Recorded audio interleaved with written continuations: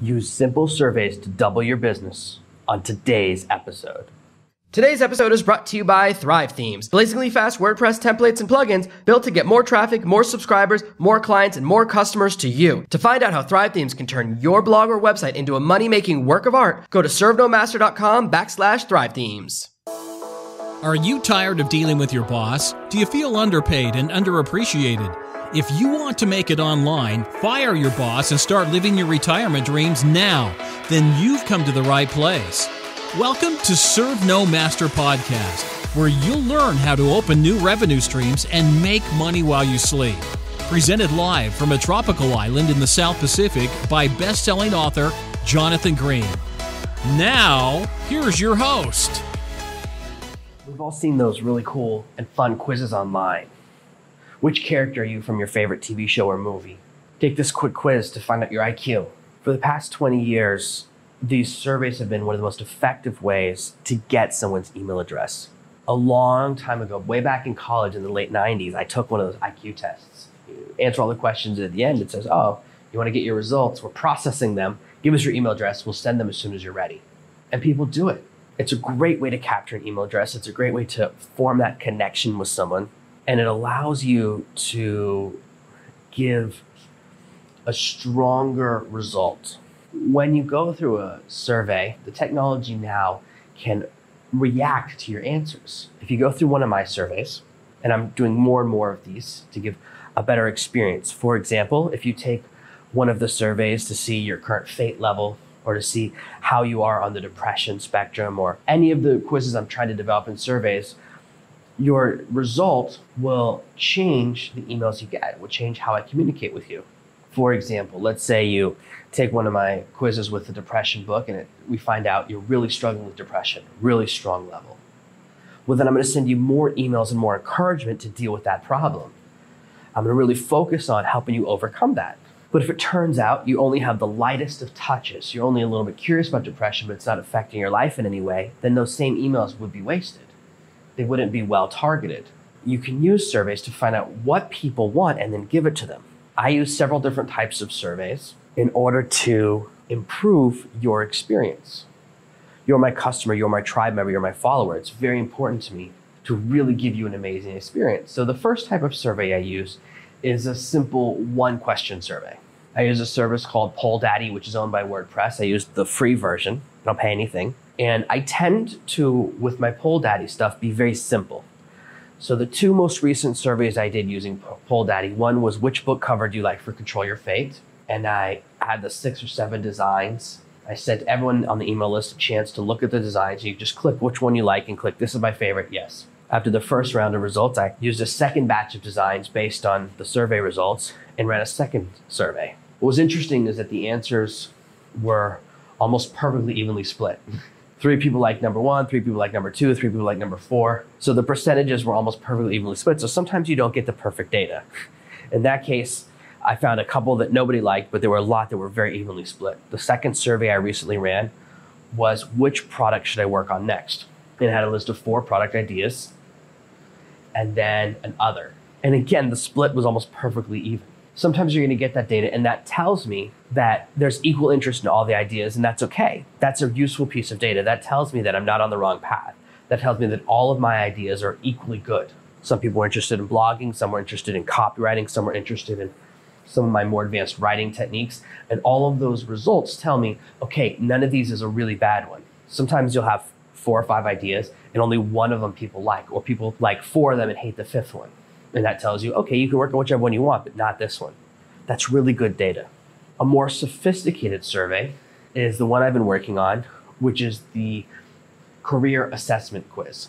In fact, the quiz is done. I ran into some technology problems that I've since fixed. I set up my survey software on a brand new domain because having it on the main Serve No Master site, it was running into some tech problems because there's so many different things running at once. So that survey will be live very soon, hopefully by the time you're listening to that. Now that survey asks some questions to determine what's the best path for you. A large percentage of my audience really wants to be a writer, but that's not everything. Some people want to write one book that's their flagship book about their career, their life, their vision, and experience with one of their parents, something very important. They have a specific message. or they have a specific path they're on. That's one type of writer. Some writers are really just looking to make money as a writer. They want to quit their job and make a living as a writer. So both people are learning to write, but there's slightly different motivations. I have other people, and they email me a lot. I get a lot of emails from people who say, I love your stuff, but I don't want to be a writer. Some people are destined to be copywriters. Some people want to do programming. Some people have specific skills in other areas, whether it's networking or sales. And what my survey does, what my new assessment does, and I've been working on this assessment for almost 6 months now to make it perfect, is determine which path is right for you, whether it's podcasting or blogging or networking. And once we figure out the right path for you, then those are the emails you start to get. Then those are the podcast and blogging episodes I start to recommend to you. So through my emails, I can be responsive to your needs. I can see, oh, this is what works for you. This is the best information for you. So a simple survey will tell me, or a simple assessment helps me to figure out what the best tool is for you, the best resources are for you. And that way you start to get a better experience. You start to get a more customized experience. Instead of getting the same emails as everyone, you start to get the emails that really meet you where you are. There are a certain segment of people who find me because they're struggling with different emotional problems. I have a new group of people who find me because they do searches for how to deal with depression on Amazon. And now some of my books start to show up. Even Serve No Master shows up because I talk about depression a little bit in that book. And I talk about it in my other books, how I've dealt with it, and some previous podcast episodes. Some people find me that way, and that's the content that's very important to them. So they need to start hearing the content about how I dealt with that. So for the best thing for them to hear about might be my podcast episode about my simple system for dealing with depression. The best book for me to recommend is my new book about overcoming depression. Those aren't the best things for someone who finds me and just wants to write a book or is just interested in starting a podcast. So when you have a survey on your website, you can use it to figure out what people need. You can use it to figure out what the best products are to make for people. And you can use it to give people what they want, to customize your messaging. Surveys are also very effective because they're a great way to capture email addresses. And there's two big ways to do that. The first is the viral quiz. This is a quiz you put on social media that people really respond to. Which Harry Potter character are you? That quiz went viral about 1.5 years ago, and over 1 million people gave someone their email addresses trying to find out which character from Harry Potter they are. And this is the type of quiz that anyone can put together. You can do it about any TV show or movie. You can do it about any different area. Are you a vampire or a zombie? Are you a werewolf or a zombie? Are you a vampire or werewolf? You can just keep running different ideas and post them on social media, and people will get interested if you make it fun. As long as your quiz results are a bit fun or interesting, people will really respond on social media. You can start to get a viral build, which means people begin to join your mailing list because the quiz is so fun. These types of quizzes that go viral tend to be less informative and more fun. Because on Facebook or on Twitter, people are usually just looking to have a bit of fun. They're always looking to do homework or find out something deep about themselves. Sometimes you can have one of those quizzes that really digs deep, but there's a balance. They can do okay, but if you want one of those quizzes that just goes absolutely crazy and millions of people are taking, that's where the viral fun element of a quiz goes. And I can't tell you what quiz will go viral next. You can't always predict the future. And of course, if I could, then that would be the next quiz I make. The second way quizzes and assessments and these surveys are very effective at gathering a list is using them as your lead capture element. You can compare. You can have a survey or a free gift. Those are the two main ways to get email addresses. And lately, over the last year, surveys have outperformed free gifts very consistently. This is why I've been building my survey. And only because the survey was running slow have I not launched it. So I have to remake the whole thing from scratch on my new website in order to have it run really fast and work every time. But when I switch to that, probably the number of people who enter the email addresses will go up. And the information I can get from people, the way I can communicate with them will be more effective. Because when you run a survey quiz, when you run a survey opt-in, and you get the email address at the end of the survey, you then know more about the person, and you can be more effective in your communication. You can give them more value. It's really important to people. My procrastination quiz, when I first launched the book Procrastination, had a glitch in it. And the quiz was only working about 40-50% of the time. Not everyone who clicked the button saw the quiz. Sometimes they'd see these 3 flashing dots that meant for some reason the quiz wasn't loading right. And one lady wrote me a really mean email about it. She said, "How dare you send me that quiz, never email me again, it didn't even work." And she was really mad, and she had every right to be. If I do something wrong or I make a mistake and you're upset, it's okay to tell me. I don't feel good about it. I feel bad about it. I've been working on fixing the problem, and I talk to tech support a bunch, and I do all the tech myself, and I've isolated the problem. I figure out what I had to do. I'm like, okay, I have to build a whole new website just for my assessment. So there's nothing there to slow down the assessment software. Now I'm rebuilding my quizzes and rebuilding my surveys so that I can be better and give a better experience to my customers, give a better experience to everyone. And my email captures will go up, and the emails I send you will be more effective. It's a win for everyone. The other thing to think about is that coming up with free gifts and making free gifts is hard. For a year and a half now, the main free gift on the Surf No Master website was the Escape the 9-to-5 Bootcamp, which is really a series of 7 emails that help you figure out the right path to make and get you ready to start setting up your revenue stream so that you can quit your job, or that you can have a backup revenue stream that's effective and will protect you in case you lose your job. But all the people who've seen that and never entered their email address, I have to show them something else to keep them interested. One thing that I've done is create different free gifts. There's one for networking, there's one for copywriting. So as you are interested in different things, different free gifts show up, different value, which is great. It's really helpful for you. But again, creating a new free gift for each different idea, it takes a lot of time and a lot of effort. It's actually less work for you, and you give a better experience to your customers. When you build a quiz or you build a survey, it can take you an afternoon, whereas coming up with an idea and finding out if people like it and making a free gift, that can take a lot of work. It can take you days or even weeks to write something. If you're trying to write a great PDF, first you have to write the text, then you have to add the images and make it look graphically nice and look professional. Then you have to make an image cover for it so it looks like a 3D book, convert it all to a PDF, and it can be hard. That's a technical thing that takes a while to learn. So there's the creative and the technical element, and it can take you a while to make that free gift. Do I recommend doing it? Of course. But now people respond more to surveys. They're more likely to give you their email address. You learn more about them, and you give them a better instant value. They go, oh, this is the best path for me. I learned something about myself today, and it's less work. Talk about a triple win. That's what I love about surveys, and I'm going to be doing more and more of them now that I've overcome my little tech hurdle. Now, as far as survey software, there's a couple of options out there.